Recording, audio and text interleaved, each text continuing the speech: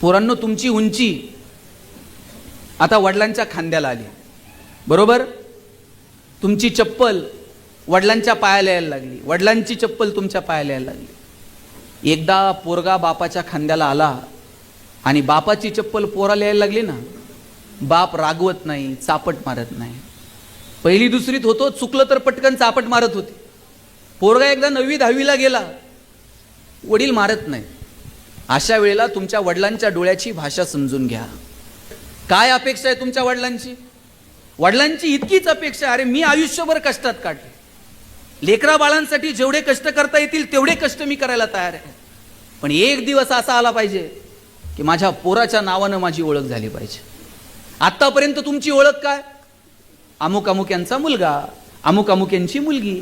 एक दिवस असा आला पाहिजे तुमच्या नावानं तुमचे आई वडील ओळखले गेले पाहिजे. उद्या डॉक्टर झालात, लोक काय म्हणतील? ते डॉक्टर साहेब आहेत ना, त्यांचे वडील आहेत बरं का. त्या इंजिनियर मॅडम आहेत ना, त्यांची आई आहे बरं का. त्या लेखिका आहेत ना, हे त्यांचे वडील आहेत. हे तहसीलदार साहेब आहेत ना, ही त्यांची आई आहे. तुमच्या नावानं तुमच्या आई वडिलांची ओळख झाली पाहिजे, इतकं कर्तृत्व करून दाखवा. आणि पोरींनो, तुमच्यावर तर तुमच्या वडिलांचं विशेष प्रेम असतं. माझा दावा आहे, वडिलांचं जेवढं प्रेम मुलावर असतं ना, त्याच्यात थोडं तरी जास्त प्रेम बापाचं त्याच्या मुलीवर असतं. तुमच्यावर पण. मला काय भांडणं नाही लावायची तुमच्या, पण जे खरं आहे ते, तुम्ही वडिलांना काही मागून बघा पोरांनो. वडील म्हणणार देतील, पण 2 दिवस थांब, पगार हो दे, मग बघू. तुम्ही 500 रुपये मागितले तर वडील 50 रुपयापासून सुरू करणार. आणि पोरीनं काय मागू द्या बरं? बापाला असं वाटतं कधी निघून देईल आणि कधी नाही. त्याचं कारण आहे, ज्या दिवशी मुलगी जन्माला येते ना, त्या दिवशी वडिलांच्या मनात 2 विचार चमकून जातात. एक मुलीचं शिक्षण आणि दुसरं मुलीचं लग्न. 1-1 रुपया वडील बाजूला काढून ठेवत असतात. स्वतः फाटलेली तुटलेली चप्पल घालतील, पण पोरीला मात्र शाळेत जायला सायकल घेऊन देतील, गाडी घेऊन देतील, बसचा पास काढून देतील, हॉस्टेलची फी भरतील, तिला चांगले शूज घेऊन देतील. स्वतः इकडं बाप फाटलेलं बनियन घालल, पोरीला मात्र चांगला ड्रेस घेऊन देईल. पोरीच्या लग्नात तर बाप असा फेटाबिटा घालून मिरवत असतो. दिवसभर बापाची मान उंच असते. कन्यादान झालं ना, मग बाप मान खाली घालतो. जावयाच्या हातात हात देतो आणि सांगतो, तळ हाताच्या फोडासारखी जपली, सांभाळून घ्या. दिवसभर वडिलांच्या डोळ्यात थेंब येत नाही, पण पोरीची गाडी एकदा निघून गेली ना, खांबाच्या पलीकडे जाऊन एकटाच रडतो तो बाप असतो. अरे कॉलेजवरून यायला पोरीला 10 मिनिट जर उशीर झाला ना, बाप 10 मिनिटात 10 वेळा आईला विचारतो, कुठपर्यंत आली बघ ग. ते तुम्हाला थेट फोन पण लावत नाही, त्या आईच्या मागला कुठपर्यंत आली बघ, जरा फोन कर. वडील तुमच्यासोबत थोडंसं अंतर ठेवून वागतात, पण बापाचं तुमच्यावर विशेष प्रेम असतं. माझी विनंती आहे सगळ्या मुलींना, कधीच बापाची मान शिरमेनं खाली जाईल असं वागायचं नाही. बापाला अभिमान वाटला पाहिजे, अरे काय माझी राणी जन्माला आली, काय तिनं कर्तृत्व करून दाखवलं, काय माझा पठ्ठ्या जन्माला आला. आई बापानं तुमच्यासाठी टाळ्या वाजवल्या पाहिजेत. इतकं मोठं काम तुम्ही तुमच्या आयुष्यात करा. आयुष्य सुंदर आहे, या सुंदर आयुष्याचा मनापासून आनंद घ्या. काय करायचं आपण आपल्या आयुष्यामध्ये ते ठरवा. चुटकीशीरशी हे दिवस निघून जातील. आता फालतू जोक क्रॅक करणं, कोणतर आपल्याकडे बघून हसतंय, यात छान छान वाटतं. आत्ता दिवस निघून जातील आणि मार्केटमध्ये आल्यानंतर 1-1 रुपया कमवायला किती अक्कल लागते आणि किती घाम गळावा लागतो, हे मार्केटमध्ये आल्यानंतर कळायला लागतं. म्हणून जे काही दिवस आहेत ना, ते मस्त जगा. आयुष्यात छोट्या छोट्या क्षणांचा आनंद घ्या. चांगली पुस्तकं वाचा, चांगले चित्रपट बघा, चांगल्या नाटकांना जा, चांगल्या माणसांना भेटा. तुमच्या ग्रंथालयामध्ये चांगली पुस्तकं आहेत, ती चांगली पुस्तकं वाचा.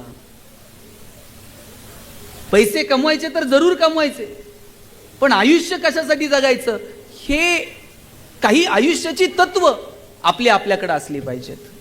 आणि म्हणून अवांतर वाचन, चांगलं लिहिणं, चांगलं ऐकणं, चांगल्या लोकांना भेटणं, यातून आपल्याला आपला सर्वांगीण विकास करता येईल का पोरांनो, याची काळजी आपण आपल्या आयुष्यामध्ये घेतली पाहिजे. तुम्ही सगळे एकमेकांपेक्षा वेगळे आहात, तुमच्यातलं वेगळेपण ओळखा. तुम्ही समजा बसमधून चाललेला आहात आणि अचानक तुमच्या कॉलेजमधल्या 2-4 मुली बसमध्ये आल्या, गर्दी आहे. त्या गर्दीमध्ये जर त्यांनी तुमच्याकडे बघितलं तर त्यांना सुरक्षित वाटलं पाहिजे. अरे माझ्या कॉलेजची मुलं आहेत, मी इथे सुरक्षित आहे. गल्लीतून जात असताना रस्त्यावरती तुम्ही 2-5 जण उभे आहात. शाळेतली, गल्लीतली, गावातली, शहरातली एखादी मुलगी तिथून चालली आहे.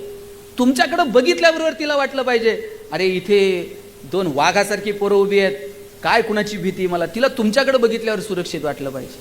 आणि गल्लीतल्या, गावातल्या, शाळेतल्या, वर्गातल्या मुलीला जर तुमच्याकडे बघून सुरक्षित वाटत नसेल तर तुम्हाला जय भवानी आणि जय शिवाजी म्हणायचा अधिकार नाही, हे तुम्ही लक्षात ठेवा. जितका सन्मान तुम्ही तुमच्या बहिणीचा करता ना, तितकाच सन्मान तुम्ही इतरांच्या बहिणीचा केला पाहिजे. म्हणजे कोणत्या बहिणीसाठी मोर्चे काढावे लागणार नाहीत, कॅन्डल मार्च काढावे लागणार नाहीत. सुंदर आयुष्य आहे, त्या सुंदर आयुष्याचा आनंद घ्या. ज्या ज्या पोरांची परिस्थिती थोडीशी हालाखीची आहे, गरिबीची आहे, त्यांच्यासाठी मला जाताना सांगायचं आहे, अजिबात रडायचं नाही. ज्या ज्या छोट्या छोट्या गोष्टी आहेत त्या छोट्या छोट्या गोष्टींचा आनंद घ्यायचा. तुम्ही नशीबवान आहात की तुम्हाला मदत करणारी माणसं तुमच्यासोबत आहेत. आता बऱ्यापैकी बदल होत आहेत. आम्ही कॉलेजला यायचो, शेखर आम्ही बरोबर होतो, न्यूयॉर्क्सला निघालो ना तिकडनं केडगाववरनं, आम्ही सायकलवर यायचो. ह्या पोरांच्या तब्येती जरा बऱ्या होत्या, आम्ही किडकिडीत होतो. त्या केडगावच्या पुलावर खुशे जर सायकलसुद्धा चढायची नाही. हे सायकल मारत पुढे गेले की आम्ही लोटत तो पूल चढायचा, मग खाली यायचं, न्यूयॉर्क्स कॉलेजपर्यंत जायचं. मजा होती हो, पैसे नव्हते, आनंद मात्र भरभरून होता. केडगावला मी ज्या कॉलनीत राहायचो ना, अख्ख्या कॉलनीत सगळ्यांची घरं स्लॅबची होती, फक्त एकटंच माझं घर पत्र्याचं होतं. मी आईला म्हणायचो, आई सगळ्यांची घरं स्लॅबची, आपलंच पत्र्याचं का? ती म्हणायची, तुझे वडील शिक्षक आहेत म्हणून घर पत्र्याचं. मी म्हणायचो, शासनाचा GR आहे का शिक्षकांनी स्लॅबची घरं बांधायची नाही? ती म्हणायची, तू नशीबवान आहेस, पत्र्याच्या घरात जन्माला आला. मी म्हणायचो, का? ती म्हणायची, बघ घर गरम व्हायला लागलं का तुला कळतं उन्हाळा सुरू झालाय, घर गळायला लागलं का तुला कळतं पावसाळा सुरू झालाय. शेजारच्या स्लॅबच्या घरात उन्हाळा कळत नाही, पावसाळा कळत नाही. खास ऋतूंची ओळख व्हावी म्हणून भूगोल शिकवणाऱ्या तुझ्या बापानं असलं मॉडेल उभं केलंय म्हणायची. पैसे नव्हते, आनंद मात्र भरभरून होता. वडील एक चॉकलेट आणायचे, माझ्या बहिणीच्या हातात द्यायचे आणि म्हणायचे, गणेशाने तू अर्ध अर्ध करून खा. ताई चॉकलेटचे 2 भाग करायची, एक मोठा आणि एक. ताई चॉकलेटचा मोठा भाग मला द्यायची आणि छोटा स्वतःला ठेवायची. चॉकलेट छोटं होतं पण आभाळा एवढा संस्कार करून गेलं. मोठ्या लोकांनी मोठ्या गोष्टी मोठ्या मनानं छोट्या लोकांना द्यायच्या असतात आणि हे फक्त बहीण करू शकते. म्हणून एकमेकासोबत प्रेमानं वागा. शाळा कॉलेजचे दिवस परत नाही. एका बेंचवर किती जणी बसता? 2 जण. आम्ही 3-3 जण बसायचो आणि कर्कटकनं अशी रेष मारून जागा वाटून घ्यायचं. तुझा हात इकडं का, तुझं दप्तर इकडं का.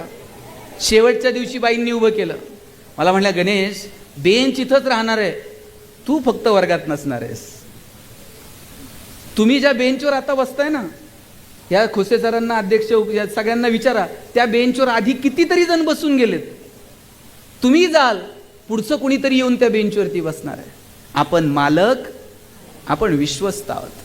सांभाळायचं, पुढच्या पिढ्यांच्या हवाली करायचं आणि ज्या दिवशी तिकीट येईल त्या दिवशी जगाचा निरोप घेऊन निघून जायचं.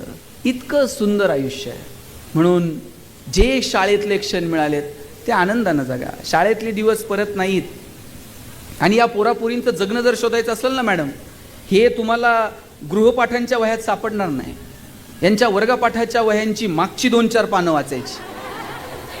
यांचं जगणं तिथं लपलेलं असतंय. मेहंदीचं डिझाईन, रांगोळी, पोरांनी तर किती किती नावं खुडून खुडून पुन्हा पुन्हा लिहिलेली असतात. ही त्यांनाच नाही. पोरांचं जगणं सापडतं हे वह्यांच्या शेवटच्या पानांमध्ये. ती शेवटची पानं जर आपल्याला कळाली तर यांचं जगणं समृद्ध होईल. म्हणून तुम्हा सगळ्यांना तुमच्या भावी आयुष्यासाठी मनापासून